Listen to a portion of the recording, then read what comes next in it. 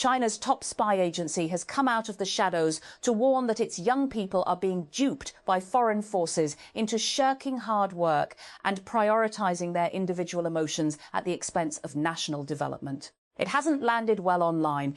Young people are China's future and have also become a primary target for ideological infiltration by hostile anti-China forces abroad, says a handsome young man wearing military uniform in a video posted by the State Security Ministry's official account last week.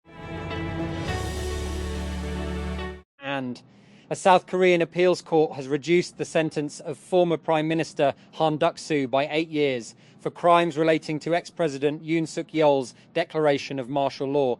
The verdict was issued in the South Korean capital, Seoul, on Thursday. Israel's military has launched an investigation after a photo circulated online showing a soldier desecrating a statue of the Virgin Mary in southern Lebanon. The military said on Wednesday that it viewed the incident gravely and promised action against the soldier, according to the Times of Israel. The 23rd edition of the FIFA World Cup, the biggest ever, will see 48 nations compete for the prize in a 39-day tournament in Canada, Mexico, and the United States. 16 venues across the three nations will host 104 matches as the tournament returns to North America after 32 years. Tickets to World Cup matches in Toronto can now only be resold for their original price on FIFA Marketplace after football's world governing body updated its policy to comply with the Ontario government's recent ban on reselling event tickets above face value.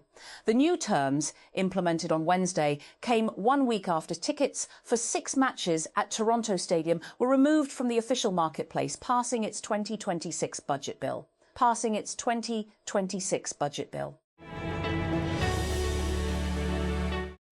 An Israeli air attack on Gaza City has killed 1 person and wounded the son of Khalil al-Hayya, the head of Hamas's political bureau and the group's top negotiator in indirect talks with Israel. The attack took place in Gaza City's Daraj neighbourhood on Wednesday and wounded at least 9 other Palestinians, according to Med.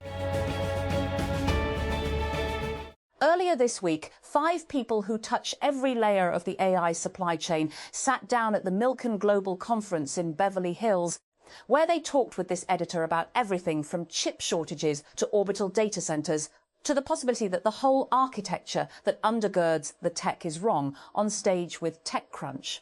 Christophe Fouquet, CEO of ASML, the Dutch company that holds a monopoly on the extreme ultraviolet lithography machines without which modern chips would not exist. Francis de Souza, COO of Google Cloud, who is overseeing one of the biggest infrastructure bets in corporate history. Kassar Younis, co-founder and CEO of Applied Intuition, a $15 billion physical AI company that started in simulation and has since moved into defense. Dmitry Shevelenko, the chief business officer of Perplexity, the AI-native search-to-agents company, and Yves Bodnia, a quantum physicist who left academia to challenge the foundational architecture most of the AI industry takes for granted at her startup, Logical Intelligence.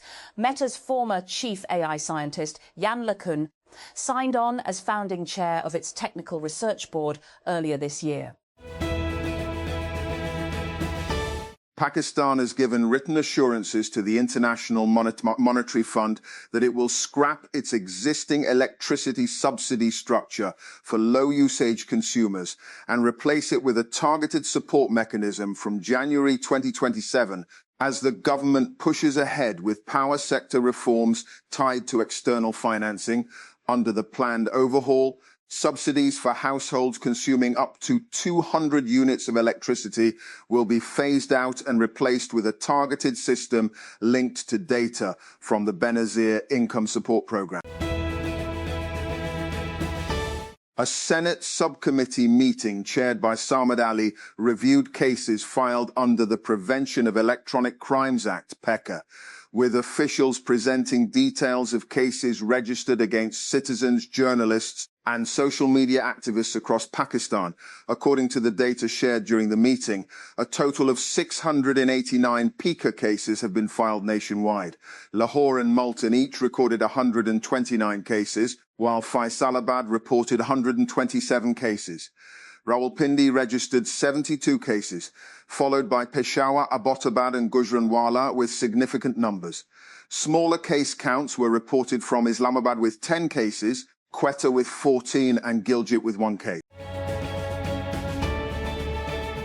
The Kachari Chowk remodeling project in Rawalpindi is expected to open for traffic next week, with authorities likely to make the intersection signal-free through newly constructed flyovers and underpasses. Chief Traffic Officer Sito Farhan Aslam said the project is expected to become operational on Tuesday next week, bringing relief to thousands of commuters affected since construction began in November 2025.